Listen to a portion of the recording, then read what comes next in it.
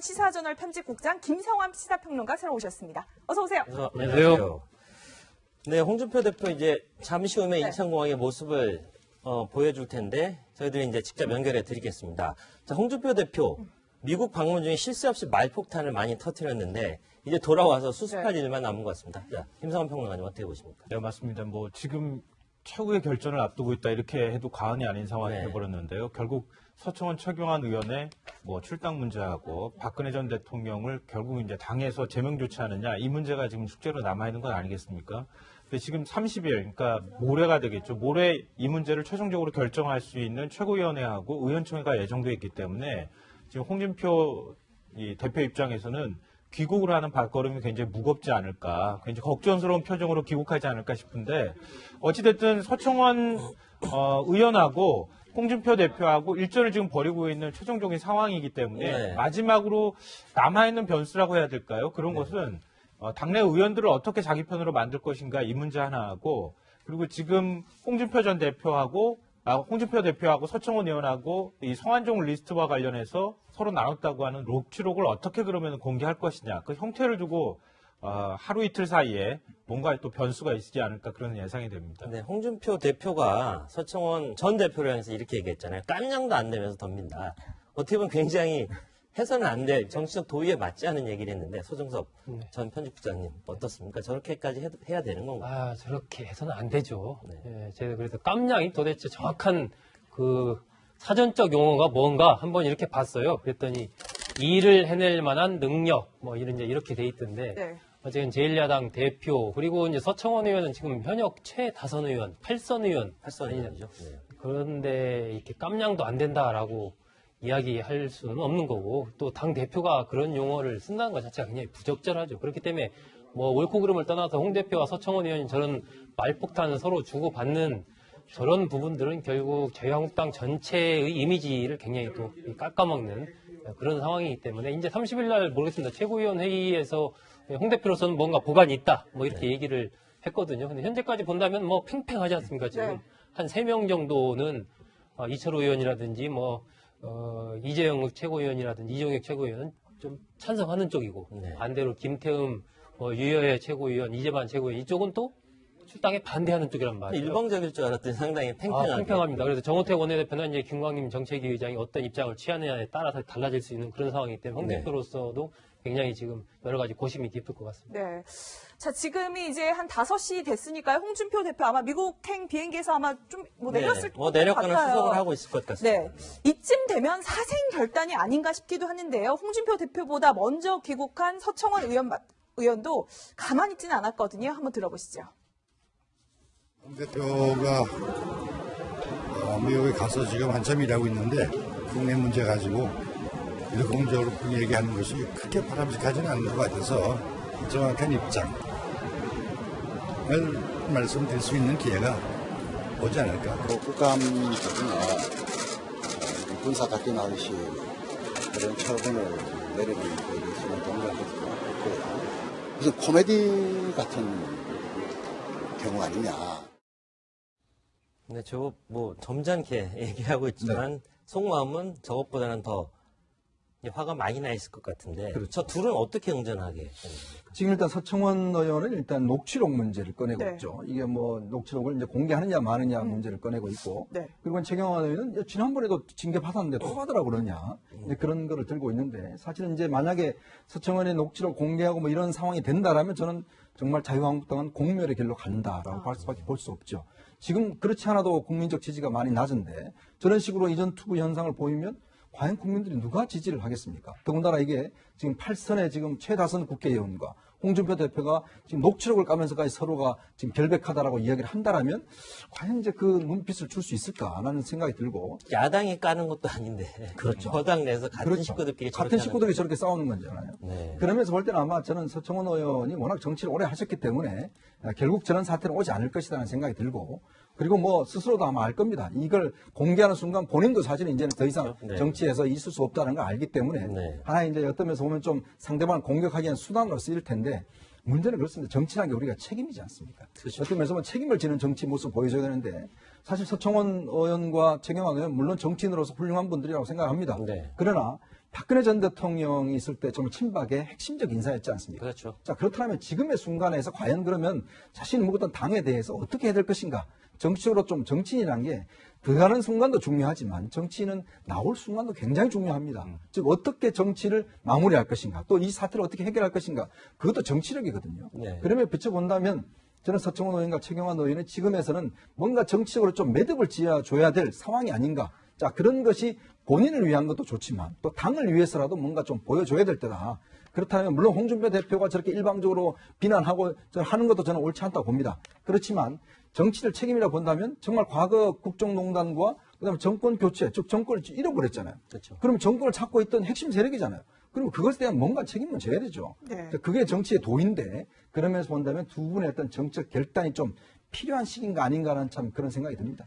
네, 당장 지금 이번 주 이제 다음 주죠. 30일에 박근혜 전 대통령의 제명을 이제 최고위원회가 의결을 해야 된단 말이에요. 네네. 근데 홍준표 대표 만약에 그 서청원 의원이나 최경환 의원 문제를 해결하지 않고 박근혜 전 대통령만 좀 어떻게 뭐 제명하고 넘어간다, 이렇게 가능하겠습니까? 근데 그 굉장히 미묘한 장면이 하나가 있는데요. 서청원 의원이 지난번에 이제 기자회견을 했을 때, 그게 23일이었나요? 기자회견을 할 때, 그때 기자회견 내용을 보면요. 네. 박근혜 전 대통령 얘기가 거의 없습니다.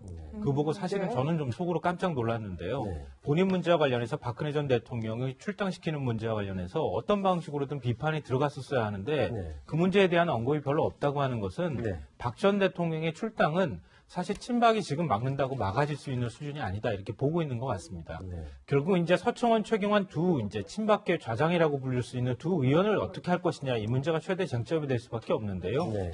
저는 아마 출당하기가 좀 쉽지 않겠지 않을까 하는 쪽에 조금 더 무게를 싣고 그러니까 못 있습니다. 내보낸다, 저 두 사람은. 예. 네. 왜냐하면요, 이 국회의원들이 이런 문제에 직면해 있을 때 가장 큰 딜레마가 두 가지가 있습니다. 하나는 이 동지의식이라는 것 하나 하고요. 또 하나는 동료의식입니다. 네. 동지의식이라고 하는 건 뭐 이른바 우리가 친박이라고 부르는 그 어떤 그 하나의 세력으로 묶여있는 네. 또 이른바 서로 간에 빚을 주고 또 빚을 진 관계, 이런 관계로 묶인 걸 동지의식이라고 한다면, 동료의식은 나도 언젠간 저들처럼 어떤 순간에는 저렇게 될 수도 있다라고 하는 것들을 의원들이 생각할 수 있다는 겁니다. 그렇죠.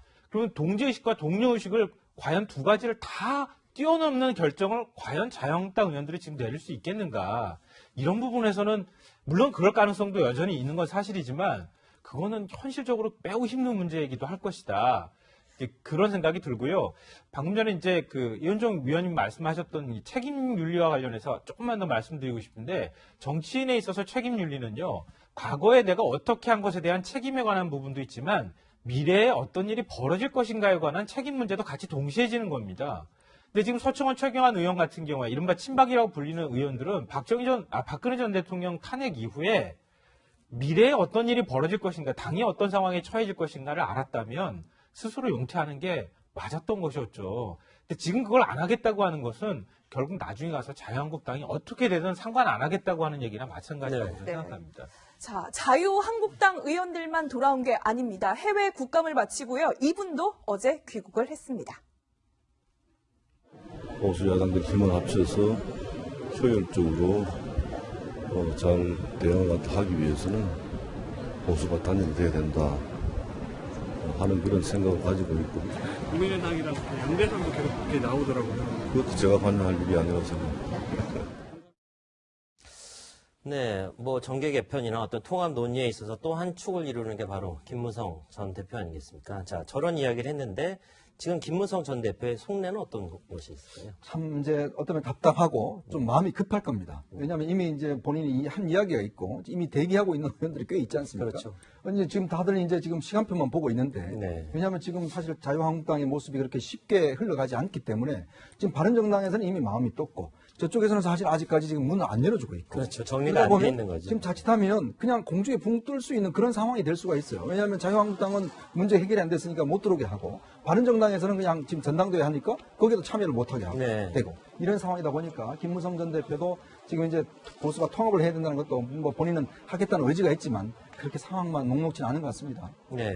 지금 김무성 전 대표가 공항에 들어오는 장면을 보는데 이번에는 캐리어를 꼭 손에 쥐고 쭉쭉쭉 끌고 들어오는 장면 보입니다. 왼쪽 문제가 됐죠. 저 노룩 패스였는데 어쨌든 오늘은 꼭 본인의 캐리어를 들고 정확하게 들고 입국하는 모습 보이고 있습니다. 김무성 전 대표로서는 현재의 이 분열된 구도를 어떻게든 통합하지 않으면은 지방선거는 물론 그 이후에도 힘들다라는 생각을 확고하게 갖고 있는 것으로 보입니다. 그렇기 때문에 11월 13일 바른정당 전당대회를 앞두고 30일 날 이제 최고위원 자유한국당 최고위원회의에서 박 전 대통령 출당 문제가 어느 정도 매듭이 지어지면 최경환, 서청원 두 의원의 문제와 관계없이 아마 이 바른정당의 김무성 의원을 비롯한 일부 의원들은 바른정당을 나와서 자유한국당에 합류할 가능성이 좀 굉장히 높지 않나. 그렇게 이정욱 최고위원이라든지 이종혁 최고위원은 좀 찬성하는 쪽이고 반대로 김태흠,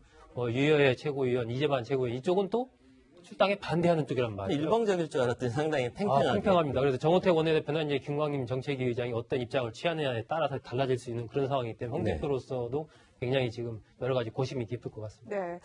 자, 지금이 이제 한 5시 됐으니까요. 홍준표 대표 아마 미국행 비행기에서 아마 좀 내렸을 것 내려가는 같아요. 수석을 하고 있을 것 같습니다. 네. 이쯤 되면 사생 결단이 아닌가 싶기도 하는데요. 홍준표 대표보다 먼저 귀국한 서청원 의원도 가만히 있지는 않았거든요. 한번 들어보면 시사저널 편집국장 김성환 시사평론가 새로 오셨습니다. 어서 오세요. 안녕하세요. 네, 홍준표 대표 이제 잠시 후에 인천공항의 모습을 보여줄 텐데 저희들이 이제 직접 연결해 드리겠습니다. 자, 홍준표 대표 미국 방문 중에 실수 없이 말폭탄을 많이 터뜨렸는데 이제 돌아와서 수습할 일만 남은 것 같습니다. 자, 김성환 평론가님 어떻게 보십니까? 네, 맞습니다. 지금 최후의 결전을 앞두고 있다 이렇게 해도 과언이 아닌 상황이 되어버렸는데요. 결국 서청원 최경환 의원의 출당 문제하고 박근혜 전 대통령을 결국 이제 당에서 제명 조치하느냐 이 문제가 지금 숙제로 남아 있는 건 아니겠습니까? 근데 지금 30일, 그러니까 현역 최다선 의원, 8선 의원이죠. 그런데 이렇게 깜냥도 안 된다라고 이야기할 수는 없는 거고 또 당 대표가 그런 용어를 쓴다는 것 자체가 굉장히 부적절하죠. 그렇기 때문에 옳고 그름을 떠나서 홍 대표와 서청원 의원이 저런 말폭탄을 서로 주고받는 저런 부분들은 결국 자유한국당 전체의 이미지를 굉장히 또 깎아먹는 그런 상황이기 때문에 이제 30일 날 모르겠습니다. 최고위원 회의에서 홍 대표로서는 뭔가 보관이 있다 이렇게 얘기를 했거든요. 근데 현재까지 본다면 팽팽하지 않습니까? 지금 한 3명 정도는 이철호 의원이라든지 이재였다고 하는 녹취록을 어떻게 그러면 공개할 것이냐 그 형태를 두고 하루 이틀 사이에 뭔가 또 변수가 있지 않을까 그런 예상이 됩니다. 네, 홍준표 대표가 서청원 전 대표를 향해서 이렇게 얘기했잖아요. 깜냥도 안 되면서 덤빈다. 어떻게 보면 굉장히 해서는 안 될 정치적 도의에 맞지 않은 얘기를 했는데 소정섭 전 편집국장님 어떻습니까? 저렇게까지 해야 되는 건가요? 저렇게 해서는 안 되죠. 제가 그래서 깜냥이 도대체 정확한 그 사전적 용어가 뭔가 한번 이렇게 봤어요. 그랬더니 일을 해낼 만한 능력 이렇게 돼 있던데 어쨌든 제1야당 대표 그리고 이제 서청원 의원은 지금 모레가 되겠죠. 모레 이 문제를 최종적으로 결정할 수 있는 최고위원회하고 의원총회가 예정돼 있기 때문에 지금 홍준표 이 대표 입장에서는 귀국을 하는 발걸음이 굉장히 무겁지 않을까, 굉장히 걱정스러운 표정으로 귀국하지 않을까 싶은데 어찌됐든 서청원 의원하고 홍준표 대표하고 일전을 지금 벌이고 있는 최종적인 상황이기 때문에 마지막으로 남아있는 변수라고 해야 될까요? 그런 것은 당내 의원들을 어떻게 자기 편으로 만들 것인가 이 문제 하나하고 그리고 지금 홍준표 대표하고 서청원 의원하고 이 성완종 리스트와 관련해서 서로 나눠